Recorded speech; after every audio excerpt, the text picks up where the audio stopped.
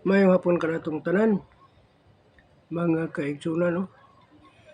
So nini kapunon aduna na usab kitay pagatun-an mapulong nga atong pagakuhaon sa kining libro sa Galatian, no? Galatian 5 magsugod kita sa 22. So nagayon nini ang mao nga teksto. But the fruit of the Spirit is love, joy, peace, long-suffering, gentleness, godliness, and faith. No? So, muna ka ang bunga sa Espiritu. Ang bunga sa Espiritu, mao ang gugma, kalipay, peace, no?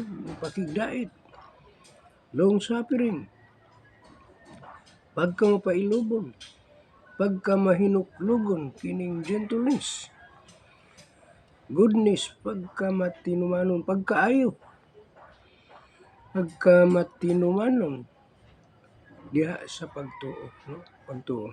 Okay. So, sa mao nga teksto nga atong gibasa, nagauna diri nga the fruit of the Spirit is love, gugma. Sa man kining gugma?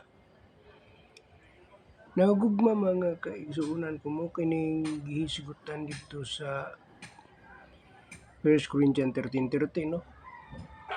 Gugma, paglaom o pagtuo. So, tulo ang gihisgutan dito. So, kining gugma, kining agape nga gugma, no?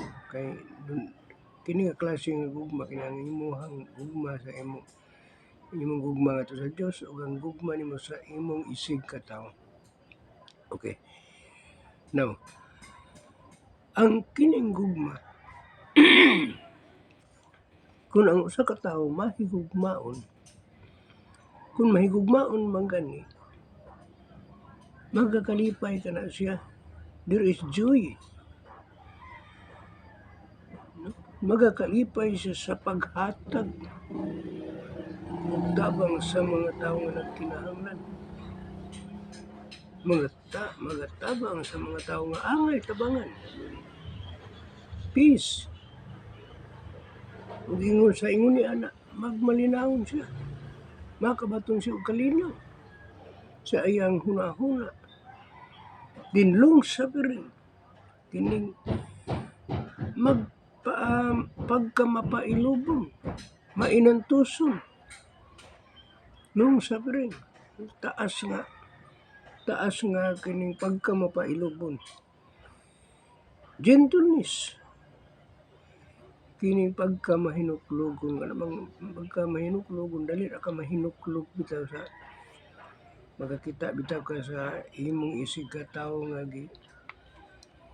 ginadaog-daog sa imong isig ka tawo usab. Dali ka maluoy, dali ka malukmay. Mahinuklog ka sa mga butang nga dili nimo maayunan nga pagabuhaton ngadto sa imong isig ka tawo, no? Kanang tawo bitaw nga madaog-daogon, murag lain ang imong una ana. Dali kay ka maluoy sa mga tawo nga gidaog-daog, mahinuklogon yun na. Pagkaayo, kini pagkamaayo, gentleness. Kini pagkamaayo, kinahanglan na gayud nga buhaton nato kini sa tanan. Sa tanan, di ba? Na may gisulat dito nga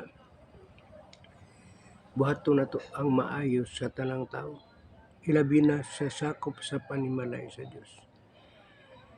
No, ato kanang basa. Galatia 6:10. Buhaton nato ang maayo sa tanang tao, ilabi na sa sakop sa panimalay sa Dios. Ngano man? Tungod kay diha sa pagkamaayo, ana diha ang gugma. Kay kung wala kay gugma, dili ka mohatag og kaayo, pagkamaayo sa imong isig ka tawo. Okay. Godness and faith, ni last nga words nila gamit. Godness and faith. pagkaayo og pagkamatino manon. Tungod sa imong pagtuo nahimo kang matino manon. Nagtuo ka sa atoang Ginoong Hesukristo. That's why nga kung unsa ang iyahang mga kabubuton, ato gayud kining pagasundon. Okay. Now, sa 23, ayon dire. Meekness willful restraint, against such there is no law. Pagkaaghop, pagpugong sa kauglingon batok sa maong mga butang nga walay kasuguan. No nakigbatok kini siya, pagkaaghop. Mo'y pagpugong, pagkaaghop mo'y pagpugong sa kauglingon batok sa maong mga butang nga walay kasuguan. Kaniadto man gud ang mga tawo makasunod sa kasuguan ni Moises. Murag pride na kay sila nga nakasulod ako sa kasuguan ni Moises. Matarong na gid ko. No, pero dili di ay kulang pa di ay. No kay pag-abot diri sa bag-ong tugon sa New Testament, ang kasuguan giwala kana ni Kristo o giirisan og gugma. Kaya ang gugma langkob sa tanan nga mga butang, mga pagkaayo. So, yun diri, batok sa maong mga butang nga walay kasuguan. So, yun ni anak mga kaigsuonan, no?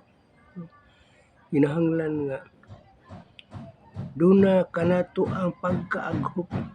So, nakadumdum na ko sa among gitun-an sa theology nga kining if you being always happy, there is a mystery substance nga gawas diha kanimo nga makigbato mo against your bad thoughts ang daotang huna-huna, against your kining stress, and against your wrinkles. Dili ka dali matiguan kay dunay mga substance nga makig-away, makigbatok na kung magmalipayon ka kanunay. Okay. Verse 24. Nagayon din and they that are Christ have crucified the flesh with the affection and lust, no? Gi-crucified, gisakit si Kristo, gilansang siya. Diha sa krus ang unod uban sa mga tinguha nga